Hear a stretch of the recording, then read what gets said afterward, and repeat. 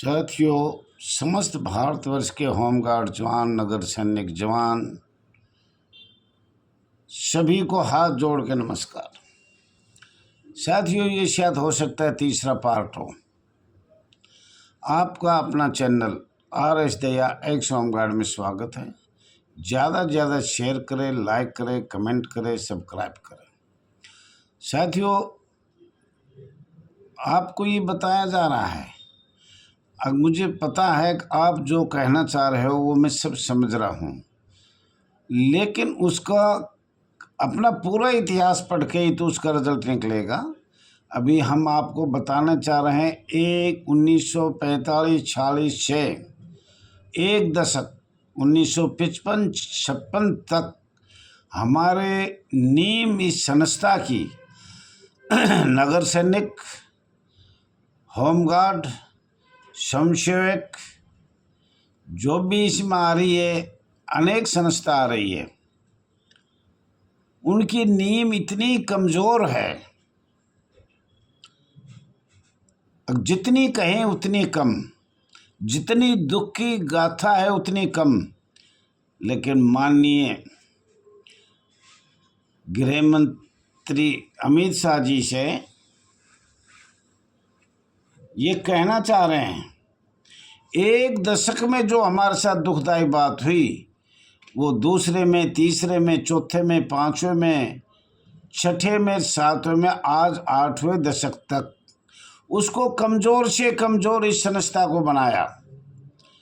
आपसे हाथ जोड़ के निवेदन है माननीय गृह मंत्री जी, एक दशक की पूरा इतिहास सुन लिया जाए। हमने आपके पास भेज रखा है, फिर दोबारा तिबारी भेज सकते हैं। जो हमारी दुख की गाथा है, दिल की गाथा है, जो हमें 1911 की भी बात बताई, 1915 की बात बताई, हर चीज़ आपको बताया और इसी में सब कुछ छिपा हुआ है, हमने खोल के बताया है। हम आपसे हाथ जोड़ के request, all India home guard welfare association register number 34,987, ये दया याचिका अपील किया जाता है कि आप स्वयंसेवक शब्द होमगार्ड, बॉम्बे होमगार्ड अधिनियम 1947 फर्स्ट वाले, जो हमारी नींव इतनी कच्ची रखी गई है 46, 47, 45 में, उसी पे संशोधन करने की कृपया करें, ताकि हमें फिर उसके सहारे से ही नींव पक्की हो जाएगी, हमें ऑटोमेटिक ही रास्ता मिल जाएगा। हम एक दशक की मांग कर रहे हैं 1944 से, अंग्रेजों को भी छोड़ो, उसी में सब कुछ आ जाएगा। जो भारतवर्ष आज़ाद होने से पहले भारत का राजपत्र 1947 का भी राजपत्र हमने आपको भेजा है, नहीं भेजा तो फिर भी हम भेज सकते हैं, ये निवेदन करते हैं। और हो सके तो हम जल्दी एक दशक के जितने भी दस्तावेज हैं वे हम फेसबुक पे या अपने चैनल पे डालने की कोशिश करेंगे शीघ्र ही। और भारत सरकार, राज्य सरकार, माननीय महामहिम राष्ट्रपति जी से और माननीय उपराज्यपाल, माननीय राज्यपाल जी से ये निवेदन है, बॉम्बे एक्ट 1947, 46-47, इसका पूरा इतिहास हमने बता दिया, बार बार बताया है, यूट्यूब चैनल से बताया है, सोशल मीडिया में भी डालने का कष्ट करेंगे। अभी देश की आपातकाल, इसलिए हम कोई लेटरबाजी या कोई जंतर मंतर पे कोई प्रोग्राम भी नहीं किया जा रहा। लेकिन मैं तो साथियों आपको भी कहता हूँ, कुछ पढ़ाई पे ध्यान दो, मकान की नींव पक्की करो 1946, 47, 45 से, और इसका संशोधन आपको बार बार बताया है, बार बार बताया है। जैसे दिल्ली का हमें बहुत भारी दुख है, दिल्ली का इतना दुख है, अभी 400-500 लोग निकाले गए हैं, सेवा मुक्त किए गए हैं। लेकिन दिल्ली वालों से भी मैं कहना चाहता हूँ कि आप ये तो सोचो, ये राज्य सरकार के अधीन थी। 1959 में दिल्ली होमगार्ड का नियम बनाया गया, उसको पूरा तो पढ़ के देख लो।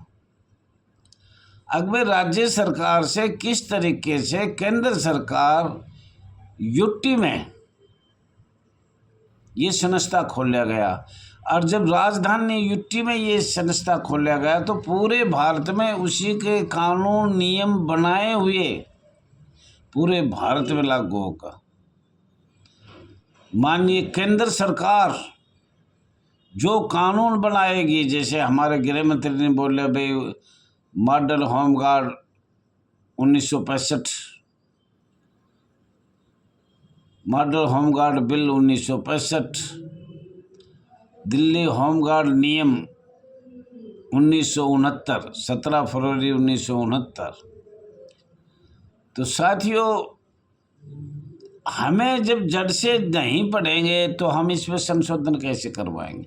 हमें ये देखना चाहिए, अगबे हम इतनी सालों से, कितनी सालों से 1946 में होमगार्ड का जन्म हुआ, आप बार बार बता रहे हो, और 1959 में कितनी साल बाद दिल्ली में किस तरीके से गया।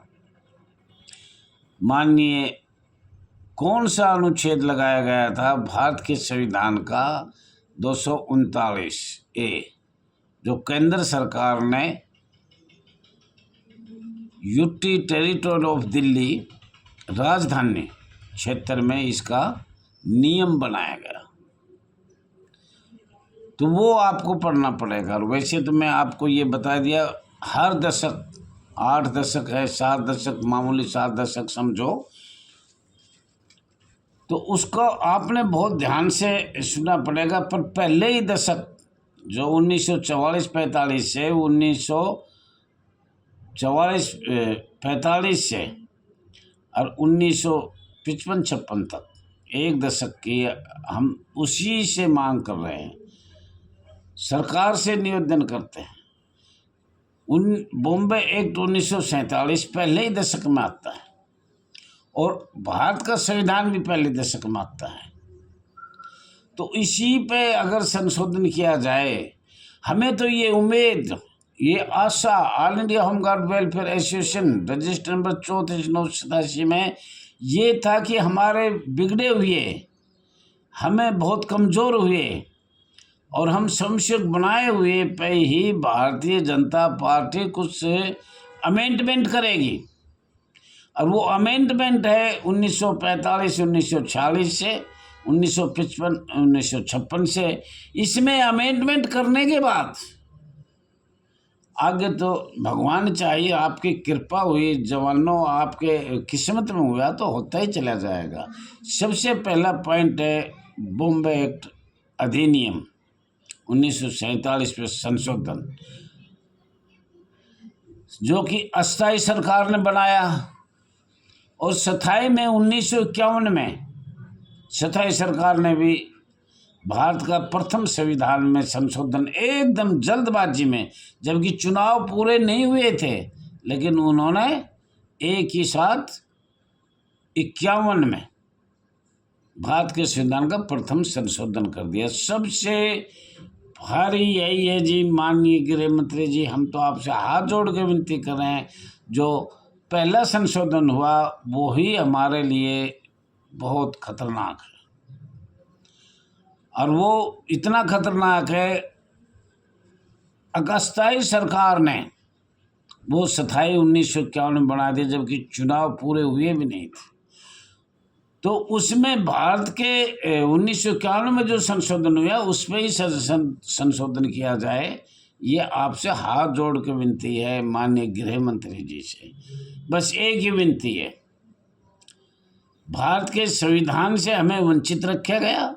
1951 में जो हुआ वो हमारे गर्दन को कलम कटार किया, हमारे पेट को काटते हुए जो हमारा रोजगार ख़त्म किया, भ्रष्टाचारी रिश्वतखोरी का कानून बनाया। जब तक भारतवर्ष आज़ाद रहेगा, अंग्रेजों ने, कांग्रेस ने ऐसा बनाया, जब तक भारत में रिश्वत भ्रष्टाचारी इस संस्था पे चलती रहेगी। और जिला कमांडेंट, मंडलीय कमांडेंट मानिए SSO, और इस संस्था के ऊपर 1861 पुलिस एक्ट हमेशा हमेशा के लिए लगा रहेगा। आज भारत में कौन सी संस्था है जिसमें पुलिस एक्ट लगा हुआ है? जो पुलिस के अधीन कार्य होगा और डराकर रिश्वत भी लिया जाएगा। और पुलिस की बोली भाषा तो पहले यही है, बहन चोद छोरी चोद। इसके सिवाय तो बड़े को बूढ़े को कोई उम्र नहीं देखेगा। पुलिस वाले खुद कहते हैं हम जेवड़े का सांप बना दे, सांप का हम जेवड़ी बना दे, हम अपनी तस्दीक में जो कर देंगे। और ये माननीय अन्ना जी ने भी कहा था, पुलिस के बहुत लंबे हाथ, पुलिस के इतने लंबे हाथ है, सबसे ज़्यादा लंबे हाथ है। तो साथियों, ये कहने का अर्थ ये है, अगर हम आपकी कोशिश के लिए लगे हुए हैं, अगर प्रथम भारत का संविधान का संशोधन किया और हमारी संस्था से पुलिस हटा दिया गया, हम ये कहते हैं सरकार से, अब हमारा ही एक पूरा महकमा होना चाहिए, दूसरा महकमा नहीं होना चाहिए। और हमारी शिकायत पुलिस द्वारा नहीं किया जाए, दूसरे निष्पक्ष जांच CBI द्वारा किया जाए। हमें तो ये माननीय पुलिस वाले वैसे ही, कुछ तो सरकार कर रही है, कुछ ये माननीय पुलिस वाले इतना दबा दिए, इतना दबा दिया कि हमारी आवाज़ नहीं निकल पा रही। माननीय सर्वोच्च न्यायालय ने बहुत बढ़िया फैसला दिया 21 जनवरी 2015 को, पर भारत सरकार नहीं सुन रही। दूसरा फैसला दिया 11 मार्च 2015, समान कार्य समान वेतन।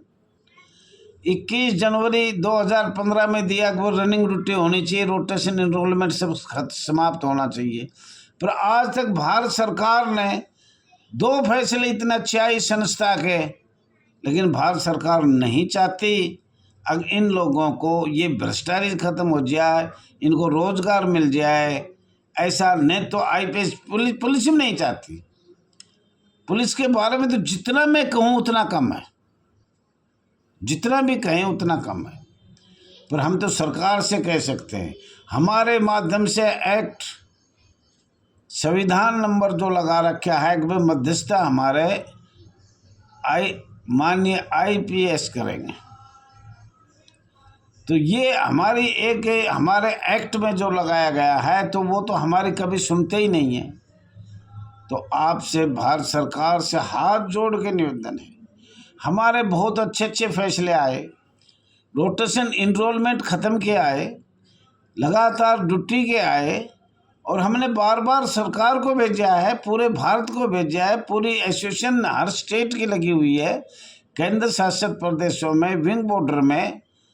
तो ये आपसे हमारा अनुरोध है भारत सरकार से, अब माननीय सर्वोच्च न्यायालय का फैसला भी लागू नहीं किया जा रहा। इससे दुख की गाथा हमारे साथ तो है, तो पता नहीं कितनी कहते कहते कहते भी थक जाएंगे। पर हम हाथ जोड़ के कहते और कुछ नहीं करे। हमने इतनी प्रश्न किए तो एक ही प्रश्न है, माननीय सर्वोच्च न्यायालय, माननीय हाई कोर्ट न्यायालय का जो फैसला है वह तो लागू किया जाए। थैंक यू साथियों, धन्यवाद साथियों।